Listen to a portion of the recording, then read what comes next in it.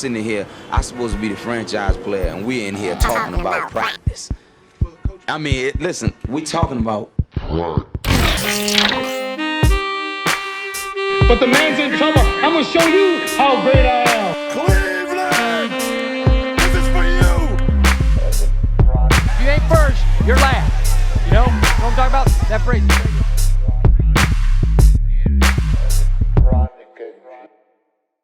Folks, what is going on? Welcome to the A&I Podcast. This is your boy Arden Franklin talking to you. And I am Isaiah Smalls. First episode, baby. First episode jitters. Got to get them out. Let's get to it. All right, we're here joined. Of course, helping us is the one and only our EP, the man that gives us the facts. That man will give us his opinion when he sees fit, even if we disagree with that. Of course, we got the one and only Reed join us, man. He's in the building. Hey, Reed, we still can't forget. It was just a couple days ago that our guy told us straight up, hey, yo, I got a dip. Honey's is waiting for me at the beach. You know what I mean? Chill out. Isaiah said, you guys can have fun with this potting thing, but I got a few joints at the Miami Beach. Cap. Brody came through and was like, hey, yo, I got the tings over here, fam. Cap. There was no tings. Doing, No tings. All we did was walk around. I think you're right. I do think I remember the tings part. He definitely said that. Come on, yeah, bro. He was like, nah. He's like, I need to get like my sunshine. It's Sunday. It's like my ritual, guys. Chill out. Homies, Y'all spicing it. Y'all spicing it now. Splashy. Yeah, y'all spicing it. Got to. But for real, shout out to everybody, the first-time listeners, the multi-time listeners, heck, even the last-time listeners. Yes, sir. The A&I Podcast. Similar to a child that's being brought into the earth earlier than expected, it is the case with this episode. We literally came on a day before, so Tuesday, March 16th, 2021 is the birthday of the A&I Podcast. Isaiah, my brother, before we get into the show, how are things with you? Man, I'm great. Just wrapped up Black History Month. I feel like I'm still, saying that, even though it was 16 days ago, but that month, it was crazy, from a content perspective. And so, I'm just happy, that we're here now. I can get back to talking sports with my boy. So let's get it. Let's get into it. As well, man. And to get into the show, we got our hot stories, okay? We got the things, ladies and gentlemen, the headlines and much more that really caught Isaiah and I's attention to be like, hold on, we have to talk about this. There is no doubt about it. So, good brother Zay, what are your hot stories this week? Or what is your hot story of this week? Yes, sir. Okay, so the biggest hot story for me, personally, I mean, we got to talk NFL free agency, Got to. So many moves being made. You know what I'm saying? You have Tom Brady signing through 2050. You got, Gronk coming back. Yeah, I know, right? Like, I'm sorry. Like, anytime he re-signs at this point, once he got past 40, it's like, good Lord, man, hang it up. But no, he's still out there doing this thing. I ain't gonna hate Timmy Brady. Who else? What are the other big moves? I just saw Emmanuel Sanders is I think going to the Bills. Going to the Bills. That's tough. We gonna talk about that in a little bit, but that's tough. Yeah, Tyrod going to Houston for $12 million. Yep. That was really interesting. Yep. The Patriots, just spending that cash, man. What was the little tidbit that you had for us? Reed? What was let me bring in Reed real quick. Yeah, man, we gotta get the EP, man. Yes, sir. What was the stat, bro?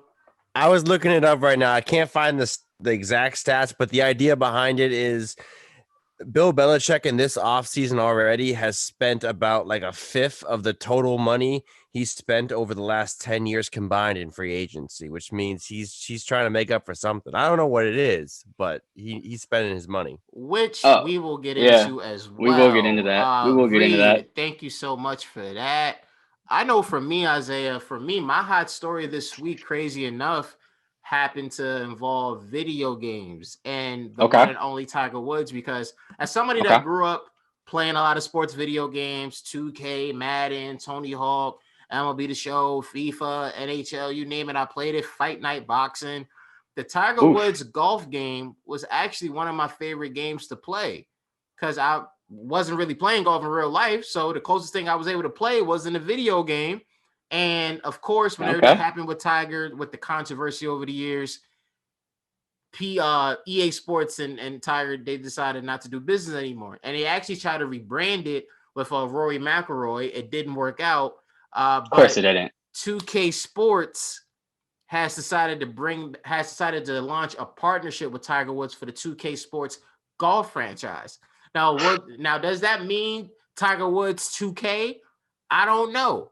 But I do know that they have made a deal with Tiger, and I'm really excited about that because I know 2K has been trying to do the thing in the golf franchise, but for them to bring on Tiger Woods, and it also means the fact that who knows, maybe Tiger isn't brought back as a golfer to use in a game, but he could be used as a consultant or much more. So for me, that was my hot story, as random as that was. Tiger Woods being brought back virtually. And of course, we got to wish a speedy and of course, crafted and thought get out well recovery. soon. Got to get well soon, my guy. Yeah, one of my favorite memories over the last couple of years in sports was seeing Tiger win the Masters again. Okay. It really, really was. It really, really was. It was such a lovely experience, man. Yeah, no, I mean, like he definitely has been through it, you know. Definitely been. I don't know if you watched that the HBO documentary, man. So good. It you know showed me so much about what's going through that man's head and kind of like what pushes him, what drives him. It was very well done. Big shout out to the people over there at HBO. You know, they always doing their thing. Watch that joint if you haven't yet. Yes, but please. You know, let's get into some NFL free agency. Yes. I guess one of the biggest things to me was the Patriots signing, whether it's Hunter Henry, Jonnu Smith, who's coming off of a career year. Yeah. I think that Cam Newton back again. I did not see that coming. I was so happy to see Ace Boogie back. I called it. I honestly said before I pass it back to you, I said either he's going back to New England or I actually had a really interesting spot for him to go to start just for a couple months. I actually liked Cincy as a potential landing spot for him. Like, I know that's really random to people, but I actually had Cam Newton going to the Bengals if a return to New England didn't materialize because, again, Joe Burrow is returning from a torn ACL and MCL. So, and that happened last summer. So we don't know when he's really coming back next year, even though I know he's rushing to get back. So if you look at the Bengals, you don't have no backup quarterback on the roster right now. I know you want to be better than what you were last year. So why not bring up Ace Boogie to make you guys a little more competitive? They actually got receivers in Cincinnati. Definitely. From a backup quarterback standpoint and a mentor standpoint, I don't think there would have been a better veteran quarterback for Joe Burrow to learn from than Cam Newton. They're both former number 1 overall picks. They both won the Heisman Trophy. They both won a national championship. Both of them actually did that being guys who transferred from schools in college. True. And y'all both know what it means to dominate, them Southern schools in the SEC or whatever Southern Conference football conference it is. So I personally like Cam and Cincy, but I'm passing the ball back to you. Yeah. I'm thankful that didn't happen because Cam Newton is not a backup quarterback. When you look around the league, you see all these guys. Sam Darnold is still an NFL starter for now. Mitchell Trubisky is still an NFL starter. Like, give my man Cam Newton some clock. Let him go run your offense. I'm fine with it. But, I think what I really did love about the Patriots signing is like they're doing it on both sides of the ball. You know what I'm saying? They're bringing in that tight end pair. If I'm, just think off the top of my head, I think that's the best dual tight end threat in the league. Correct me if I'm wrong. I thought that the Eagles had it for a little bit with Dallas Goedert and Zach Ertz, but Ertz is on his way out, so I don't think it's them anymore. I think that might be. I think it might be. Depending on Tampa. I was about to say Gronk and yeah. That's not a bad one either. But Jonnu Smith had a career year last year. And then Matthew Judon. Am I saying his name right? Judon? I think I am. It. Yeah. From Baltimore, part of that crazy defense over the last couple years. Jalen Mills, they got my boy from Philly, who, you know, I'm kind of just happy for him in general because I don't think anyone would have imagined a 7th round pick doing as much as he has. You know, he's a Super Bowl winner. You know what I'm saying? Starter for like past 5 years, 5+ years. As soon as he got in the league, like we kind of put him out there, even when he probably shouldn't have been. But you know, it is what it is. It's football. You grow up. Learn trial by fire, as they say. Exactly. And they also got another former Eagles guy, Nelson Aguilar. You know, big Aguilar, who, you know, Philly has a love-hate relationship with, but love because, you know, he brought us that trophy. And that year he had a career year. So, you know, more power to him. And he actually didn't have a bad season last year, you know, kind of bounced back. He's been improving. Definitely. So I'm interested just to see, you know, that team come together. You know, I think there's a lot of movement going on. But I think, you know, this team will be ready. You know, I don't think it's going to be a repeat of last year, obviously. You know, there's that, I want to say like half of that defense was out due to COVID. Yeah. People just, you know, was like, nah, I ain't dealing with it, which I can't, you know, I'm not blaming nobody for that. You know, stick to your paper, you know what I'm saying? So, you know, hey, I'm good with all those signings. I'm happy to see a good Patriots team again, even though, you know, never been the biggest Pats fan. Yeah, exactly, right? Exactly, right? But like, I need constants in my life, and one of them always was the Patriots being good. You know what I'm saying? So hopefully that's back in my life. Man, you need a quote for sports related to the Patriots. That is a good one. I know to follow you up, man. I think for me, the biggest thought from free agency was the fact that certain fans of teams don't know their front office yet, and it's embarrassing. So I say that to say to my Colts fans out there, guys, if we hadn't known what Chris Ballard and his front office does, they do not go crazy during the first wave of free agency. That's not what they do. Chris Ballard has said it many times. You don't pay A-level money for B-level players. That's not what he does. He doesn't believe in that. He will make it if you feel like it makes sense, such as us trading for all-pro defensive lineman DeForest Buckner, which was exactly a year ago. But he's a wave 2 guy. He's a wave 3 guy. And I always found it funny to see teams, including the fan base of my favorite team, the Indianapolis Colts, freak out. And it's like, guys, we have done this for a while. And so far it's worked. Despite us constantly having to change quarterbacks, we are currently 11-win playoff team that has never made a big free agent splash. Draft well, you sign reasonably priced players, and then you trust your system to develop people. So I always find it funny that way. But to get into New England, Isaiah, because this has been something that, of course, has made a lot of people talk over the last day or two. It will be a huge topic of conversation over the next few months. What was the purpose of New England spending all that damn bread? And I feel like it is much, much deeper than what people may feel. I know a lot of people are going to be quick to say, it has to do with, you know, seeing Tom Brady win a Super Bowl, and they want to get back to that. And I can understand that, and I think that's part of course. But I gotta say to you, to the new A&I Podcast audience, I think the Patriots are spending all of that damn bread because they have been a terrible, terrible drafter of talent in recent years, and it's finally, my language, bit them in the ass. That's something that people don't talk about with the Patriots, bro. It's the fact that they are trash at drafting people. Every year in the NFL draft, everybody and their mother go crazy. Oh my God, Belichick done traded for some more picks. Oh my God, he's collecting them like Infinity Stones.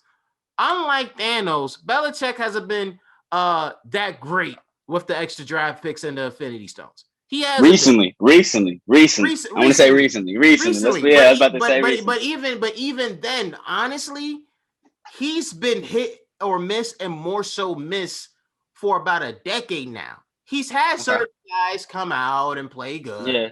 But for the most part, it's like, dude, a lot of these draft picks you have, especially day 2 and these early day 3 guys, they wash out of the league. Rarely do you see any of them, once they're not a New England Patriot, stay on any NFL roster, bro. Like one of the actually very true. One of the few guys I could think of, and I put that on everything I love, is Malcolm Butler. Malcolm Butler was the only dude who I saw actually get a job elsewhere. Yeah. Yeah. And of course, that's what happens when you make a Super Bowl win and play. Literally. Of course. Everybody else is like, this is clearly a New England Patriot, because once Belichick and the crew say you out of here, you're out of the league. So for me, he is spending all this bread because for the most part, his terrible draft history in recent years has finally caught up to him. Because I believe more than anything else, and again, I'm not going to deny that Brady winning ring 7, aka his first without Belichick, isn't a motivation. But more than anything, if the Patriots would have drafted better over the last 3 to 5 to 7 years, I don't believe in my heart of hearts New England is spending God knows how much money as they've done over the last 48 hours. That's honestly how I feel about it. I mean, personally, I just think that they realized. I mean, I think it has to do with Tom Brady, to be honest, but not in the same way that you just said. You said it's because they saw him win ring number 7, which is crazy to say. I think it's just because they realized how much he was giving them. You know what I'm saying? How much he was doing for them. You plug in someone like Cam Newton, who's great in his own right, but he's just not going to be able to do those things. And that's why, they're surrounding them with better talent on the offensive side of the ball. You see Jonnu Smith and Hunter Henry. I feel like this is like a record for how many times I said their names in like a day. But you see that, the Nelson Aguilar signing, and then everything else is just beefing up that defense that was already really, really good before COVID, So, I mean, personally, I want to agree with you. Definitely. I definitely agree with you because the drafting hasn't always been best. And some of those, I think that wide receiver core that they tried it out last year was terrible. Bro, oh my God. It was awful. I can't remember the last receiver Mm-hmm. Belichick has hit on. And it brings me back to a funny story. I remember, being a young kid that was playing football at the time, being really into receivers, ladies and gentlemen. This is back when we had Marvin Harrison at his prime. Again, I'm a Colts fan, so I got to bring up Marvin and Reggie, Chad Johnson, T.O., Prime Randy, Torrey Hall. Yeah. When the receiver position was stacked. It was stacked. Yeah. And I remember I started getting into college football, and I remember the Patriots spent, I think, what was a second or third round pick in 06 or 07 on a receiver from Florida named Chad Jackson. And I thought this dude was going to be nice. I watched him at Florida. I'm like, yo, Chad Jackson? New England just got him? Terrible. Absolutely terrible. And I think about the years since then, and I go, all right, what has been the best thing New England has done at receiver? All right, Welker, Moss for a year. But it's crazy to think about the greatest. Edelman, let's not. That's what I'm getting. That's what I'm getting into. Yeah. That's what I'm going to get into. That was my transition. Cool. Oh, my fault. Go ahead. No problem. But it wasn't even about Edelman. It's the fact that it took New England to have a success at receiver to be someone who they had to convert from quarterback, bro. Wow. No, that's a good point. That's a very good point, bro. Actually. That's a good point. You want to talk about a retro name? That's like the Jets landing a receiver big time because they was able to make Brad Smith into a Pro Bowl receiver. Remember Brad Smith? Brad Smith was pretty solid as a kick returner. I remember that. But bro, imagine if they would have turned him into a Pro Bowl caliber receiver, bro.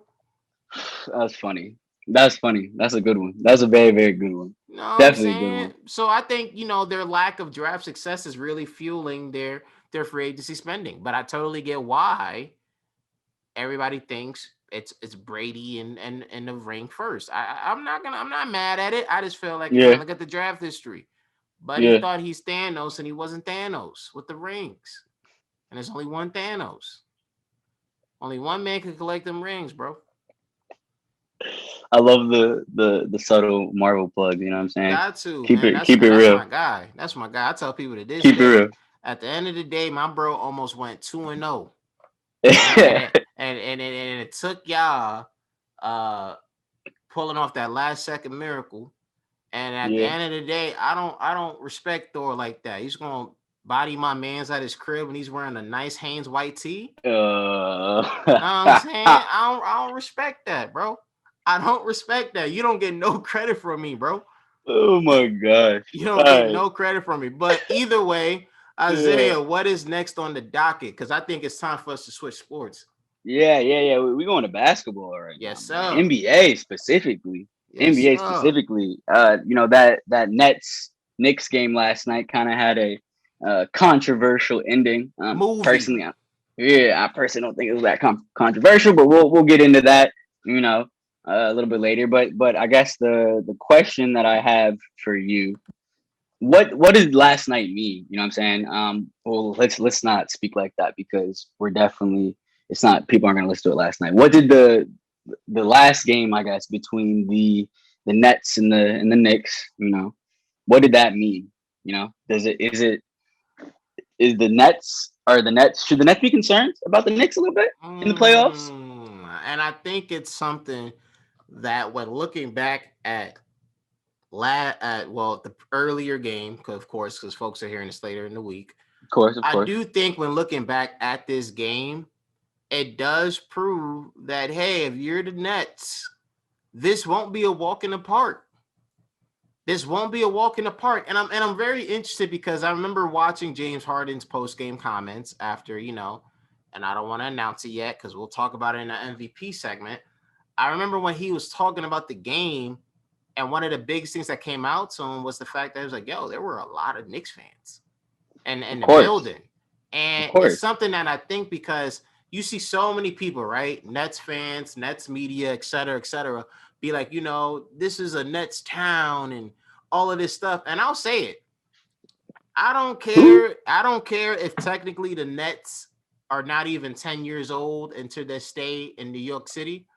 They will never have a grip of New York City. Never. I don't care. Never. I think the Nets will be more popular across the nation because of the star power. But when we talk in New York City, which values more than the nation, nah, bro. It won't happen. So I say all that to say before I pass it back to you is the fact that I do think the magnitude of a series like this and the energy, because again, in New York, things are only opening up more and more. Like we're catching up with where you at in Florida and elsewhere. We about to be outside. We've been open for almost a year now. Outside with this one. I definitely am interested in seeing how the Nets handle the magnitude of a series against the Knicks because it's a Knicks town. This is a very competitive Knicks team, and we know the Nets, while filled with star power, they aren't out their weaknesses. Yeah. I mean, I think speaking of weakness, the biggest one they have is interior defense. DeAndre Jordan can't, play a full game. You know what I'm saying? As the anchor of your defense. It's not. And I'll make the argument that I don't think he ever was the greatest rim protector. You know what I'm saying? We like to conflate the fact that you're a good dunker and be like, okay, cool. You can obviously play defense and you're 7 foot. No. That's not how it works. That's not how it works. So my thing with this is I'm gonna disagree with you a little bit because I do not think that the Knicks stand a chance. Remember there was no KD last night. That's true. The Nets have been a poor defensive team. Since the start of the year, continue to be. But I think when you have 3 stars that can all get their own shot, I don't know who the Knicks are going to put on James Harden, on KD. You know what I'm saying? I just don't think, and obviously Kyrie. I just don't think that they have the defense necessary. Like Julius Randle's a dog. He's a dog, and I'm happy that he's finally kind of getting his shine this year. I have a few friends that have been on the Julius Randle train since Kentucky, and I've always loved his game. To be that big and handle the ball and move as fast as he does, that's always impressive. But I just don't think that he can carry a team pass a team, past a team like the Nets. You know what I'm saying? Mm-hmm. Julius Randle's good. I think he can. I don't think he can carry a team. Let me take that back. I think he could be a number 2 on a championship team. 2, maybe even 3.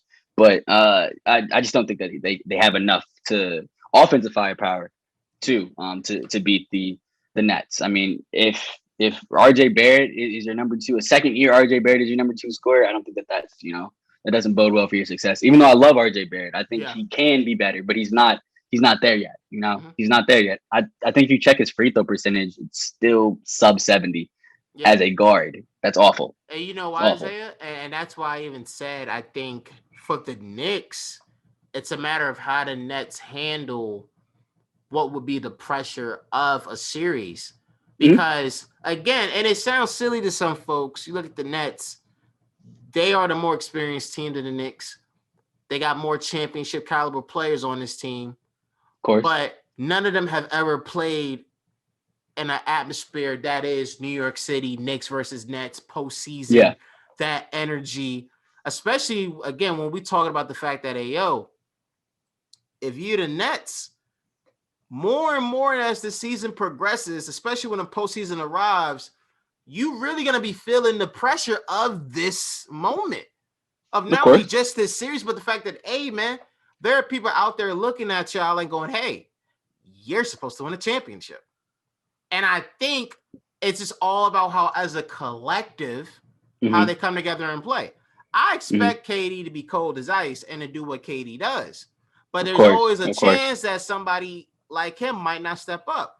As much as I have a lot of high praise for Harden this season, and of course I got a lot of it to give in our MVP segment, Harden has a lot of postseason demons he got to exercise. That's very true. That's very true. Kyrie, as much as my dog is always ready for the postseason, it's still something with him in regards to, there's a difference between you thriving in the postseason when you're one of the guys versus you thriving in the postseason as the guy.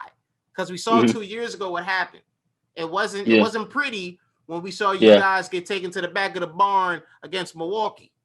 So I'm very interested in seeing that because, again, it's still certain teams, and it's similar to March Madness where the underdog has nothing to lose. Nobody expected the Knicks to be here. That's true. Rarely anybody expected them to compete the way they did last night.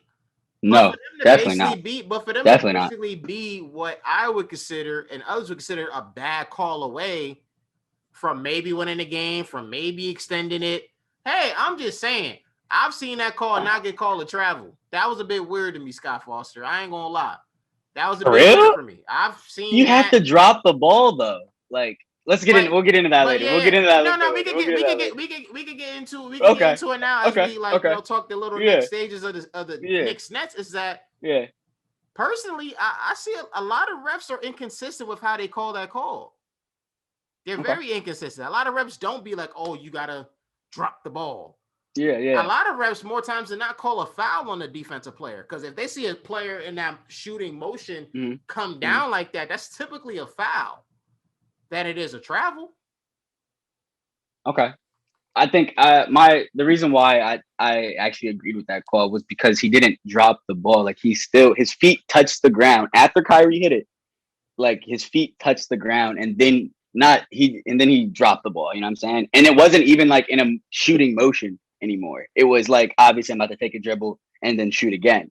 If obviously Kyrie hits the ball, you drop it, it's a different game. You know what I'm saying? And it was great defense, first of all, by Kyrie. It's another story why Julius Randle can't rise up over Kyrie. But, let's not get into that. It be happen. Every dog has his day. 6'2" versus 6'9". Of course. Every dog has his day. Of course. But I was a fan of the call. I totally understand why Julius Randle was mad. I just don't think that, he did enough. Like this, your shooting motion's here. It's not down here. So when he dropped the ball, once his feet landed on the ground, I think, you gotta call it travel. I don't care how much he hit it. He didn't drop the ball. The ball was never dislodged from his hand. It was on his hand the entire time. That's That's my 2 cents. Isaiah, Not a controversial call. Isaiah, here's a question I got for you before we move on. Okay. If you're the Nets and you're looking at the postseason standings, Of course. would you want to avoid a Knicks first round matchup? Mm-hmm. Would you want to avoid hold on. it? Let me. I'm looking at the standings right now just to see who would I rather. Because right now, if it ain't the Knicks at 7, it would be a matter of, because there's a 3-way pack between the 4th and the 6th seed. You got Boston, Miami, and Charlotte. Miami's a 4th. Miami's 4th seed right now. It's Miami, Boston 5, 6, Charlotte 7. And there's a half. Game. That's what you're saying. I'm tripping. Yeah. There's a half game difference between the 4th and the 6th seed. You're correct. And New York might be a game or 2 back. I'm not really sure. Yeah, they're a game back. Yeah. So if you're the Nets and you're the 2nd seed, are you okay with that? Just saying. I'm just totally asking. okay with that. I'm totally okay with that because I'm looking. I mean, Charlotte's probably a better matchup because that's a kind of a young team, so you could kind of get them out the way quick. But if I remember correctly, the Knicks are kind of young as well. So like, of course, you have people like Derrick Rose and Taj Gibson, on the squad, but that they don't really put any fear in my heart in 2021. So I personally wouldn't care. I wouldn't want to face the Hawks though. Really? I shouldn't say that. I think the Nets are a better team than any of the team that we're mentioning, obviously. But I would prefer to avoid because Trae Young don't play no defense. That team actually doesn't play defense. I'll give you a team. You a team the Nets don't want no smoke within the first round. I'll say it right now, bro. Okay. They better hope Miami doesn't fall to 7th. Oh, I don't think they are. No. No team wants to see Miami. No, good. I'm about to say. No team wants to see Miami. I don't think they want to see Miami as 7th seed, bro. Yeah, no. It'll be too much of a dogfight. I see Reed shaking his head. It'll be too much of a dogfight. Yeah. It'll get ugly. Even if the Nets win, what would have been a guaranteed 4-game series is going at least 6. Miami's going at least 6. Definitely. Because them boys play hard. It don't matter who they playing against. They're gonna play hard. And they got dogs on their team. Jimmy Butler came back. Jimmy Butler said, like, oh, you thought I was done? Now, shoot. I may have to make my argument for Jimmy Butler. I don't even think this is a hot take. I would say as much as the Nets would be clear favorites over Miami, I don't even think their winning percentage would even be that high against a healthy Miami team. Like, let's say Miami gets in at 7, but it's just because of the way things work. Let's say they're not in a slump. It's just, again, it's a half game difference. We just happen to be 7th. I don't think Brooklyn would be overwhelming favorites against a Miami team that got all the pieces on deck and could exploit certain mismatches. Hey, man, I think that'll be fun. I think that'll be a fun series, but that's not something that the Nets want. Yeah, I agree. I really don't think so. From the bottom of me heart, honestly. I agree. And up next, of course, we got my favorite segment of the show, something that we're excited about for you guys to see. Come on. This man was a bona fide scrub. He can't play. That's right. He can't play. The new segment we got, in which we got to tell you guys, man, something so egregious, so blatant. It's like, bro, we gotta talk about it. We gotta let the people know. Isaiah, for this week, who is the person, whether it's a man, woman, or wherever else, that was just so blatantly wrong that you just had to say, man, this is ridiculous. He or she can't play. This is insane. Whether we're talking literally or figuratively. For me, I think I think it was Kyle Kuzma's air ball of the technical free throw, man. I thought that was kind of bad, man. Because like, your technical free throw shooter is the best person. You know what I'm saying? That should be, in theory, that's your best, free throw shooter. You know what I'm saying? And the fact that my man, like, and I didn't even watch all that game. I was just watching bits and pieces of it, in between doing something else. But when I specifically remember watching that and looking up, I'm like, okay, cool. Kyle Kuzma's at the free throw line. Easy bucket. And when that ball did not even get close, I was like, yo, what in the world? And Kyle Kuzma has been playing tremendous since, AD went down. He's really stepped up, really flashing that scoring potential that kind of made the Lakers fall in love with him, that first year. But, I mean, that was just, to me, that was pretty wild, man. You can't be airballing technical free throws, man. Like, this is your time to shine. I don't know what was going through his head, but hey, you gotta do better, Kuz. You gotta do better, man. Need to. Have to. For me, and this was something that sent the timeline in a little bit of chaos, was seeing just right after the news of legendary New Orleans Saints quarterback Drew Brees retiring, and again, wishing Drew Brees a very happy retirement from the A&I Podcast. Yes, sir. Yes, definitely, sir. Happy trails. That's right. Definitely on my Mount Rushmore of quarterbacks.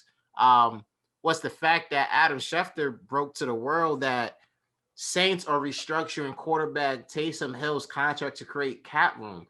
Details are great. It's a 4-year, $140 million contract extension. But Schefter thought this was going to save him.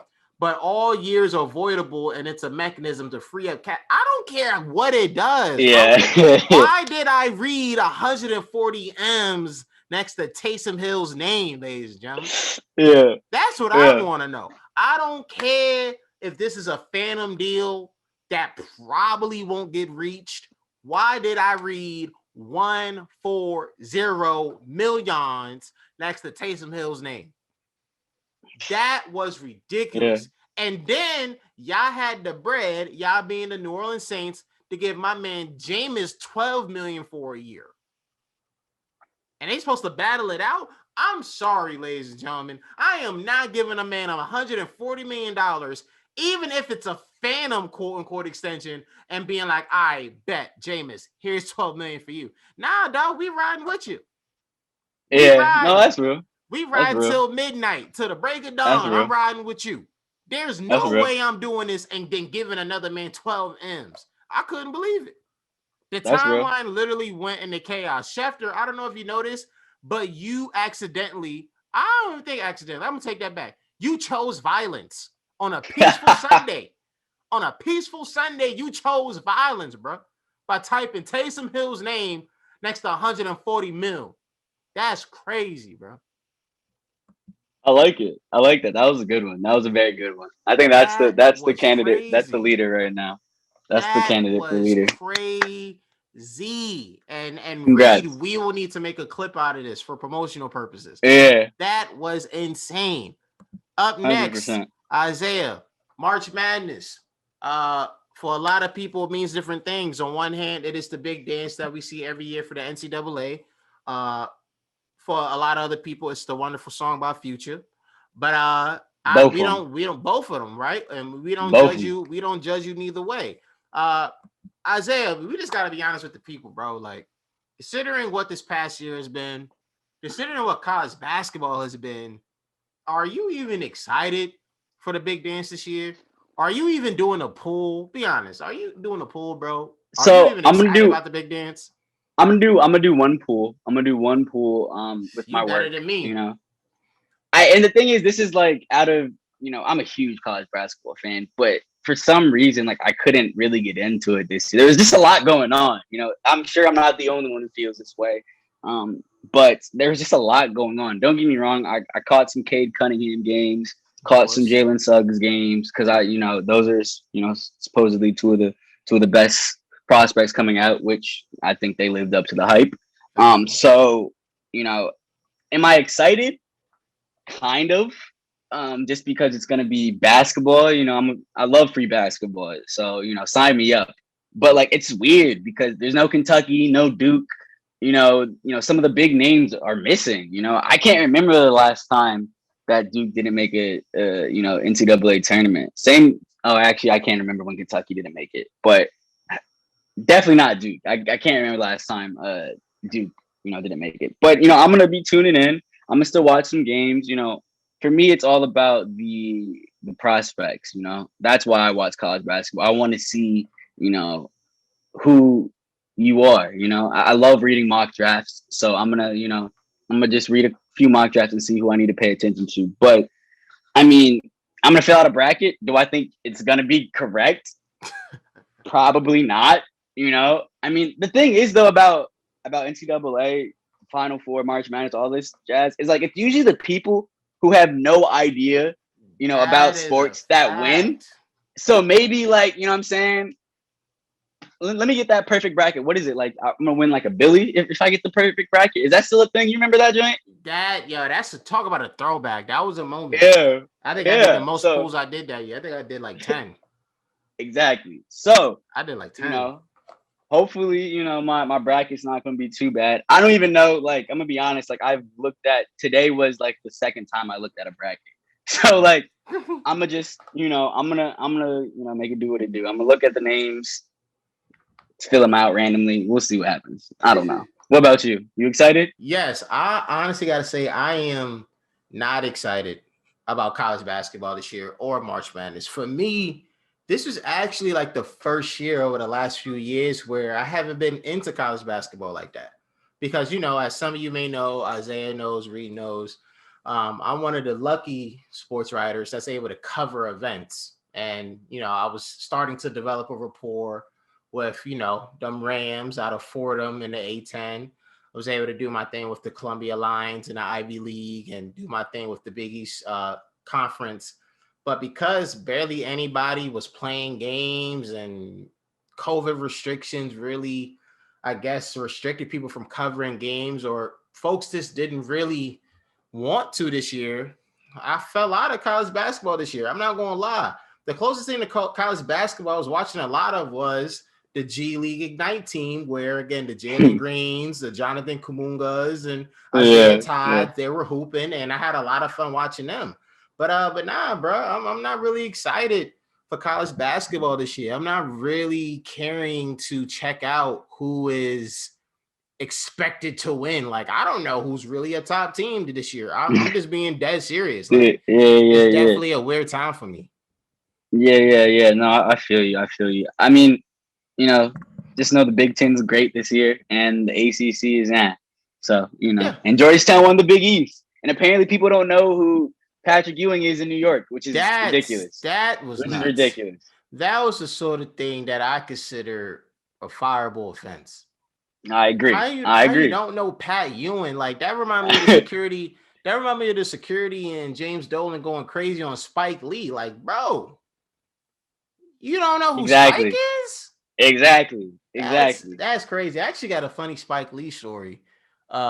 When I met him at the Garden. So this was back when the draft was still being held at MSG. And I remember I met up with one of my big bros, salute to C Stone. And, I'm a walker. And when you're in New York, you walk a lot. And this is when I was like a youngin'. I was like 16, 17. So I was like, man, I want to walk by the Garden when the draft is happening. Like, I know I can't get in, but I want to walk by. I want to see it, feel the energy. Yeah. I remember me and him walk down to the Garden, and we see Spike Lee come out from one of the side entrances. Okay, wow. And I think this was like the summer of 2010, actually. So this is like right before LeBron becomes a free agent, like that whole event. I remember I see Spike, and I go, yo, Spike, what's going on, man? He goes, hey, what's up?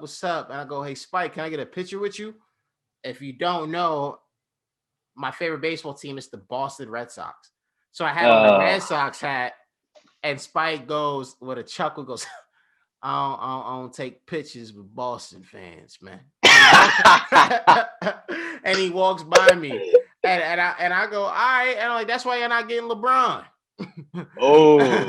And he like smiles and he's like, yeah. And he goes into his car or whatever. And I always look back at that because at the end of the day, both of us lost that summer. Well, technically he won. I mean, he got Amari.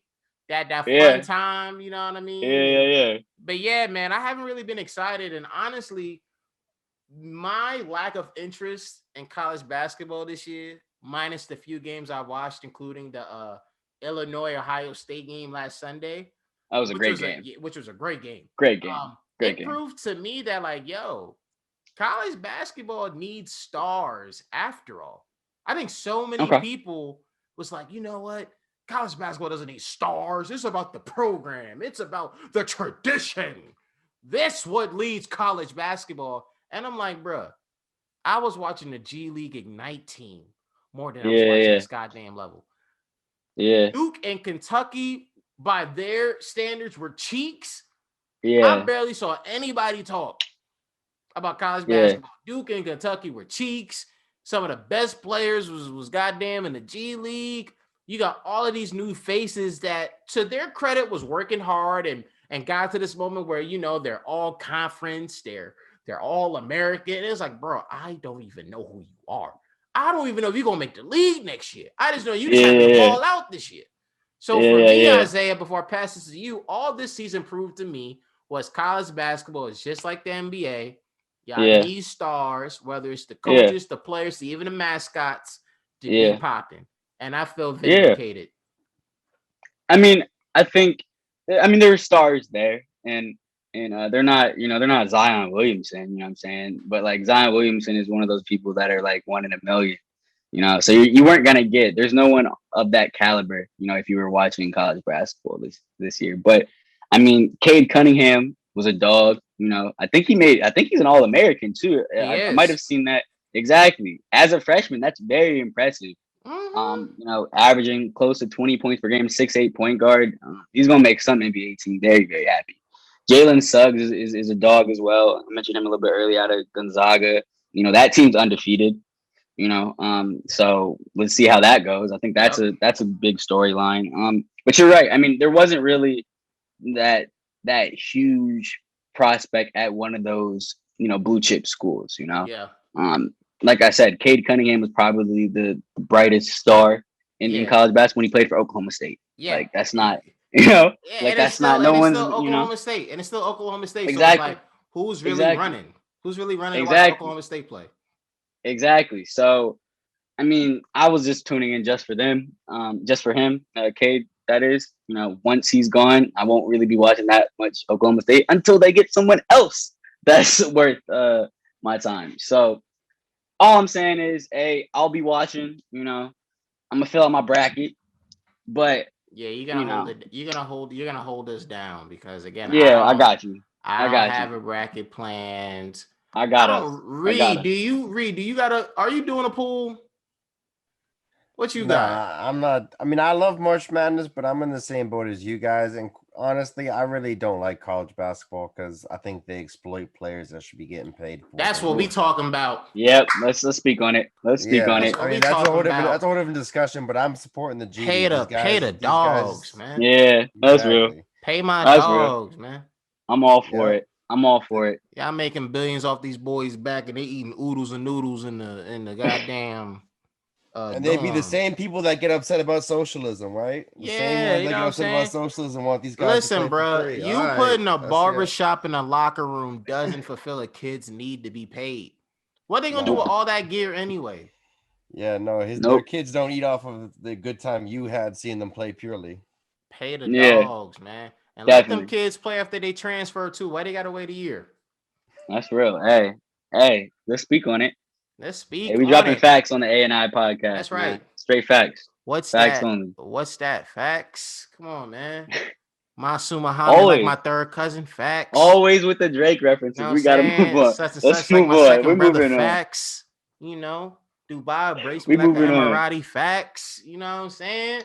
All right, Mr. Boston fan. Yeah. Let us kick us off. With the next one. What's if I'm gonna do my own Drake reference? What's next? Yeah. Let them know, Reed. Let them know. Let's go. But look, you want to talk about what's next? It's more history for King James. For the man that a lot of people consider to be the greatest NBA player of all time. I look at LeBron as the most valuable player of all time. That's always been my thing. LeBron made more history. And another example of Black History Month not just being stuck to February. LeBron James and his business partner, the great, and I mean great Maverick Carter, they became the first Black partners in the Fenway Sports Group. Like, let me say it again. And the Fenway Sports Group. Ladies and gentlemen, if you don't know who the Fenway Sports Group is, they're one of the premier ownership groups for a lot of stuff. If you're associated with them, that means you got the moolah, okay? And LeBron James and Maverick Carter have become the first Black partners in the Fenway Sports Group, because let's take it back to 10 years ago. You guys remember that time LeBron invested $6.5 million and the Liverpool Football Club? Yes, that club, the team that is the reigning Premier League champion. At the time, it was $6.5 million, and it gave LeBron 2% of the club. By LeBron James now being a partner in the entire Fenway Sports Group, LeBron is now a minority owner of the Boston Red Sox of the Major League Baseball League, Roush Fenway Racing, and the Region Sports Network, NESN. And if you watch sports, you know that is a pretty premier regional sports network. And it is insane that this is happening. Good brother Reed, how do you feel? LeBron done leveled up again. I mean, I'm happy for him. It's the rich get richer, but I was surprised that of all cities this was to happen in Boston, because I know Boston doesn't have the best rep, when it comes to that kind of stuff. And I didn't think LeBron had a link to Boston like that either. So I was surprised by that, but Yeah, that was the biggest surprise for me as well. Like, you know how LeBron is. He be switching teams all the time, you know what I'm saying? When the Cleveland Indians was good, he was right with his Indians cap. Before that, it was the Yankees, you know what I'm saying? So, like, I think that was the most surprising part for me. I didn't expect him to be a part owner of the Boston Red Sox. And plus, with that city's history, you know what I'm saying? Boston don't really like Black people like that. Even though my aunt will kill me for saying that, because she's from Boston, or she lives in Boston, excuse me. And she'll tell me in a heartbeat that, like, oh no, Boston's getting better, yada, yada, yada. They may like her. Yeah, but everybody else. I'll say I was this one point. One of my best friend growing up, he's Black and Hispanic, but he's adopted and his mom's white. And they were planning to move from Miami at the time, and she purposely didn't move to Boston for that reason, because of her family like that. So I'm not really from there, but that is the rep. Exactly, So, but I mean, it's always great to see LeBron, check off another box, in the realm of greatness, like that man can really do no wrong. You mentioned the Liverpool Sports Group, like, or ownership of Liverpool. That's my favorite soccer team because of LeBron James. You know what I'm saying? Like, I'm a huge Bron fan. So just to see him, do this, and Space Jam is coming out. Space Jam 2, excuse me, is coming out soon. Like, I mean, at this point, it's like, what can't LeBron do? You in baseball, you in soccer. Like, you just gotta. I need you to go over to football. You know what I'm saying? Change it up over there. That's what I want. What's gonna make LeBron so ill with this is the fact that LeBron, when it comes to ownership, when it comes to the right team, LeBron is not just gonna be a owner. He's going to be the owner. Like, it's just the truth. And I think there's a difference, right? It's a difference between, like, just to take it back to where when the Nets was moving to Brooklyn and they was like, oh yeah, Jay-Z's an owner, and Jay-Z only had like 0.2%. Yeah, but they made him the face, right? Or you think about the Dodgers with Magic Johnson. Like, yeah, Magic Johnson has ownership of the Dodgers, but he was just mainly the face. Or Derek Jeter with like the Marlins or whatever. Like, just these examples of athletes or other famous people being the face. LeBron's going to change the game because he's going to be one of the few, if not the first athlete, especially one of a lot of prominence, to be the owner. Like, he's going to be the guy. Like, he's going to basically be what Michael Jordan is to the Hornets. Like, I'm not only the face, I am the owner. I'm a part of these owner calls, and I am going to do a whole lot. And again, it's incredible seeing this, man, to get, ownership of one of baseball's premier teams, and you already got ownership of one of soccer's premier clubs across the world. Definitely. That is the champion of the world's greatest soccer league in the Premier League. Mm-hmm. So for him to get that, and you already know he has the entertainment company, he has a bunch of stuff in entertainment, the sneaker line, all that stuff. LeBron basically has it all. The only thing he hasn't got yet is being a hip hop historian or an A&R that's putting together projects. I know he wants to, but that's coming soon project. Though. I was about to say, like, I think that's happening soon. He wants to count that. LeBron, I'm not counting that, bro. I'm not counting that, bro. I'm not. Give my man his credit. He was in the studio. I'm not counting you mumbling the lyrics, shaking your head, doing the same video, mumbling the lyrics in the back of whatever nice car you're in. I'm not giving him that credit. I'm not giving LeBron a little bit more than that, bro. I'm not. A little bit more than that. LeBron Dell. Shout out to my homie Regina Cho, really talented writer in her own right. She went viral. I don't know if y'all remember that tweet. She went viral about when LeBron was trying to sing one of Black's new songs. Yeah. That was her that made that viral tweet. Like, yo, I just realized, she was the one that made the tweet. Like, yo, I just realized like LeBron dead ass doesn't really be like rapping or singing the lyrics. He never knows it. He just never saying stuff like it's nuts, bro. That's because he gets the music early, and so like he doesn't. Which means you should know the lyrics. Nah, not really. Yes. I don't think so. Maybe he's self-conscious. Maybe he doesn't like his rap voice. Nah. I don't think. Listen, I don't think. Yeah, I don't think that's it. I'm not at LeBron level, but with foresight, I'm fortunate enough that there's dope artists from across my area and across the country that's starting to send me music to check out early, and I'll be doing the lyrics. Yeah, I gotta own something. You know what I'm saying? Gotta rep. I'll be knowing the lyrics, bro. LeBron, I'm not going on video mumbling and shaking my head like crazy. Like, come on, like you listening to Eminem all day. Like, come on, bro. Like, relax. Do better. Do better, King. All right. So, I think, LeBron is a great segue to our next topic. One of the two staples of the A&I podcast, MVP watch. Oh, hold on. Oh, listen to the crowd.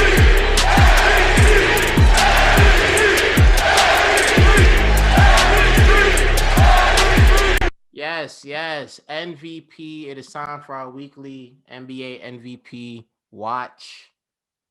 Isaiah, I have a feeling where you're gonna go with this. Yeah. It's time for you to confirm it. What's the deal? It's tough, man. I'm a Sixers fan, so seeing Joel go down late last week, it hurt, man, because this was his year. I was convinced this was his year, man.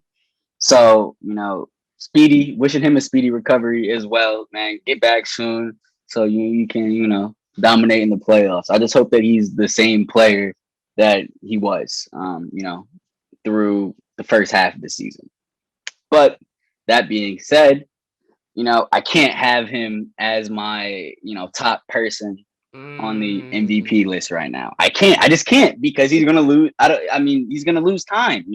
That's unfortunate though. That was the very best. Unfortunate. The best ability is availability, man. And he's not available. So I don't want to.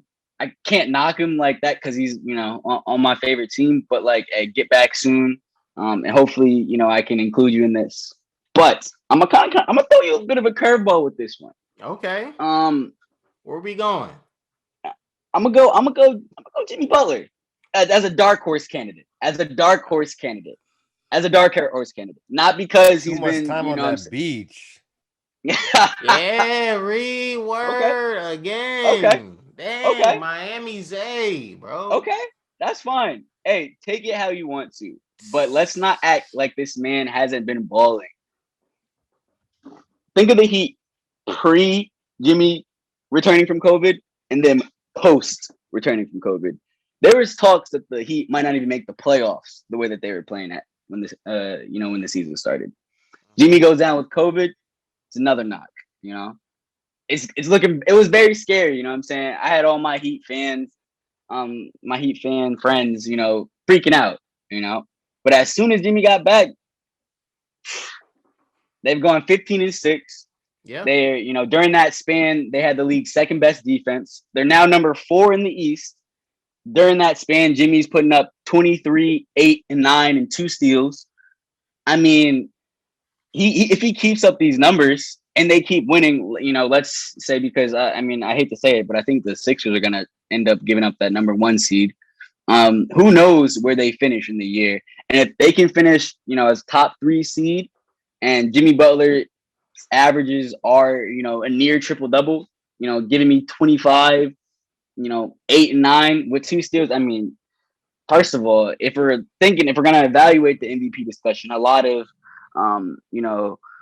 it is put on the offensive side of the ball, which rightfully so. You got to be able to put the ball in the basket. But I mean, I can't really name out of the top 3 candidates. If I'm guessing who the top 5 candidates are, Nikola Jokic, LeBron, of course, your boy Harden, they're not the defender that Jimmy Butler is. The only one in that discussion was Joel Embiid before he got hurt. So my argument for Jimmy is that, one, this team, he turned around this team once he came back.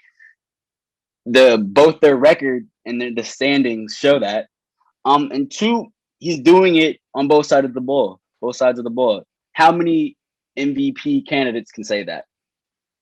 I'm going. Listen, you might call me a beach bum, but hey, I'll give you this, bro. I will accept the dark horse candidacy. But with that said, when it comes to those that aren't the dark horse and can actually get it, I'm rolling with my guy James Harden. I've said it before and I've said it again. He's playing the best basketball of his career. He is literally and figuratively a triple-double. And you're seeing him be the difference between the Nets soon being the number 1 seed in the East versus being a team that would struggle around 500 without KD. Now, again, some might take that as, you're disrespecting Kyrie. Look, Kyrie's playing the best ball of his career too. But unlike Harden, we haven't seen Kyrie see his play elevate a team on his own. So that's why I could still see Kyrie in another dimension, averaging career best numbers, but the Nets still being a 500 team, being at the bottom of the playoff race between the first and the last seed. When I look at Harden's play, I look at it as he is that buffer. He is that buffer that enables him to do what he does because he's versatile. On any given night, this man can literally give you 50, and then on any given night, he can give you a triple-double. And that triple-double can vary. It could be a 35, 12, and 12 triple-double. It could be what he did the other night where it was 20 points, 15 rebounds, and 15 assists. He is crazy stat line. Yeah, he is being able to be versatile yet as impactful on the game for a team that, as much as it has championship aspirations that are real, that we also know are lacking. Like the Nets don't have much protection, not only at the basket, but in regards to their roster. God forbid Harden or Kyrie goes down and you have no KD. It's going to be scary hours for them. So I look at Harden and I look at his value, and I was already feeling this way when your boy Joel was playing. But now you got no Embiid playing for 2 to 3 weeks. Yeah. I'll say this right now. These next 2 to 3 weeks could all but certainly secure Harden's MVP. To me, at this point, this is his award to win. Because I'm seeing more and more people now say Harden for MVP. Or at the very least say, hey, yo, I think we got to put him up in the conversation. So unfortunately, you have Embiid hurt. But at the same time, it's, hey, yo, there's no other player with a better case all across the board. Yeah. Harden could secure this thing within 3 to 4 weeks. And the only player who I say poses a real threat would be the actual rating MVP, Giannis Antetokounmpo, because he's been going crazy. Yeah. No, I think you're completely right. I think you're completely right. I mean, Giannis is just the way that team operates. They're entire system is based on him doing everything, really. You know what I'm saying? So like, yeah, you're completely correct. There's not really I mean, Chris Middleton's is a pretty solid number 2. Yeah, true Holiday and those guys, but we know the vibes. Yeah, but it's Giannis or bust type shit. It literally is. Yeah, it literally is, man. I mean, I'm all for James Harden. You know, I just think the reason why I just wanted to give my dark horse candidate is because I mean the man's been balling. Jimmy Butler's been balling. Got to give him some credit. And you're smart because if you call it now and it actually becomes a thing, you're gonna look like a genius. Isaiah, you're not slick. We've all done it, but I appreciate you doing it, man. Yeah. Ladies and gentlemen, that was the first edition of the A&I Podcast, co-hosted by yours truly, Arden Franklin and Isaiah Smalls. Thank you so much for listening to us, guys. Again, the first time, the multi-time, the last time. Listeners, love is love. Thank you so much. Not the last time.